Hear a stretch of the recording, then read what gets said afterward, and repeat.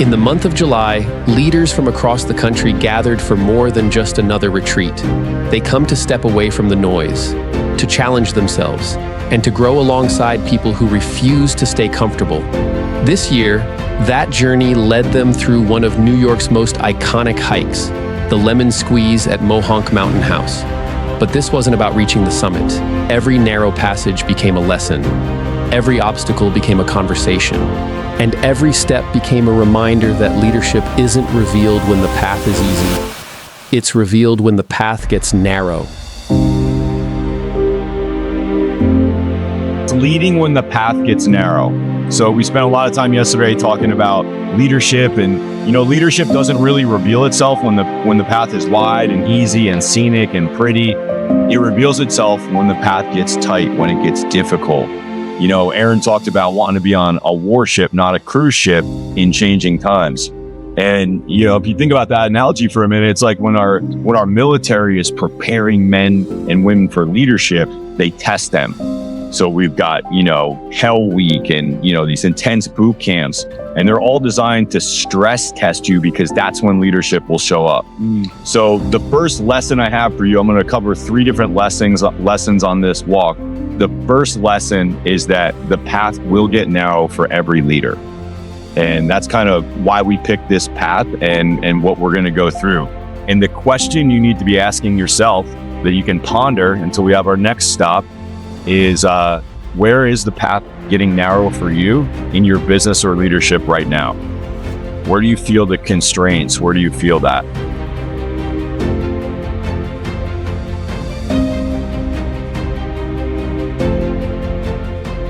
Well, just the metaphor here as we go through this crevasse, which was created by nature, is that the path of every leader gets narrow at certain points, at certain junctures.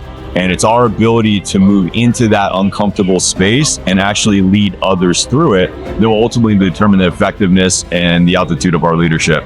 So I just want everybody to be thinking about where their path is getting narrow, the idea of sometimes we have to slow down to speed up, and just that this is going to be a little bit challenging, and such as leadership. So it's going to be a fun experience for all of them, something that they'll really take home as a memory.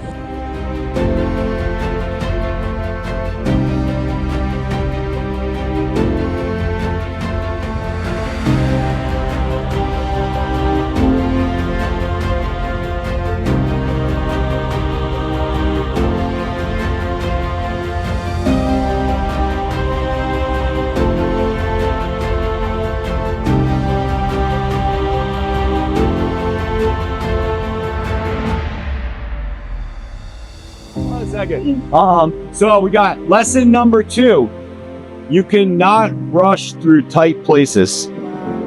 My pastor back home has a great sermon about the valleys and the mountaintops. And we all want to get to the mountaintop, right? Whatever that is for us.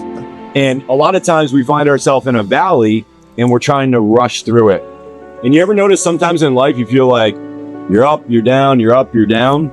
And what my pastor explained in this sermon was a lot of times we're rushing through the valley before we learn the lesson. And if we get through the valley and we don't learn the lesson and we make it to the mountaintop, we're going to find ourselves right back in another valley. So the idea is let's move slowly. Let's take it all in. In real estate, these tight places can feel like seasons, market changes, difficult agents we're dealing with, tough recruits we're trying to get. All of these things, it feels like it squeezes us. And you just gotta go slow because, hey, when it's wide open, speed is impressive. We can make fast decisions and we're quick thinkers and we're moving. But sometimes what the situation commands of us in a tight situation is that we remain calm, we retain focus, and we actually moved with clarity of purpose. And that's what we just had to come through right here. We had to think deliberately about our next step because we couldn't just step any which way and make it through there. Awesome, guys. I'm proud of you. Good job on making it through this part. Thank you, Don. So the question you can take between now and our next section is, where are you trying to rush through something that actually requires patience, clarity, and a better footing?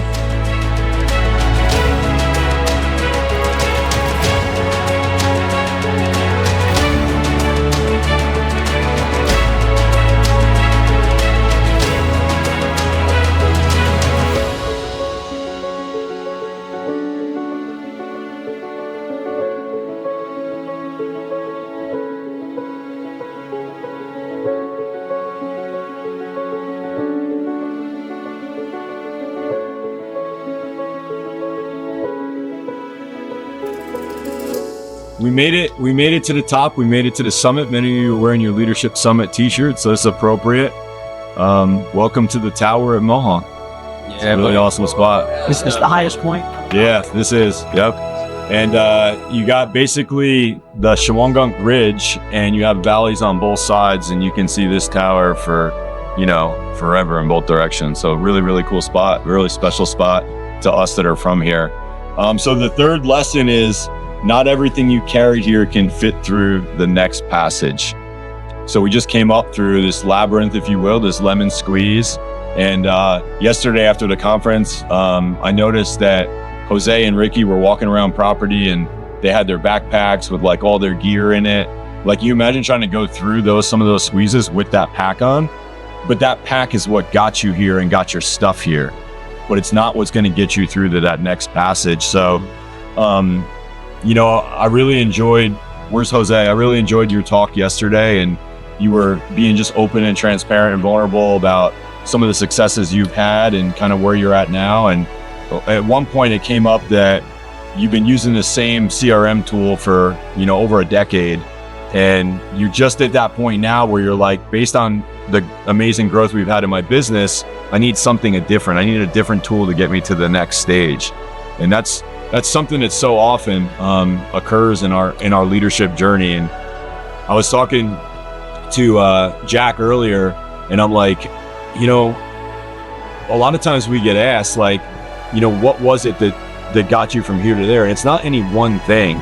It's recognizing that we're going to make mistakes along the way, and mistakes are okay. It's the most painful conversation for a coach, like in my heart, because I want the best for the student, is when somebody comes to you and they say, yeah, I tried that and it didn't work, and I'm just going to go do this now. And all that really says to us, when you have enough coaching conversations, is they tried it, it got hard, and they went back to what was comfortable. Yeah. And like, it certainly wasn't comfortable, like going through that scramble, and like we probably contorted our body in ways that we haven't in years, but y'all got us to this, and look at this view. It's amazing up here. So leadership's the same thing. The question is, what am I carrying that no longer fits where I'm going? And what do I need to lay down, take off, or leave behind to become the leader that your next season requires? Mm-hmm. So be thinking about that as we stroll down the mountain, and we'll reconvene where we started at the information booth, and we'll wrap this up. Appreciate you guys and all your effort. Great message too. Yeah.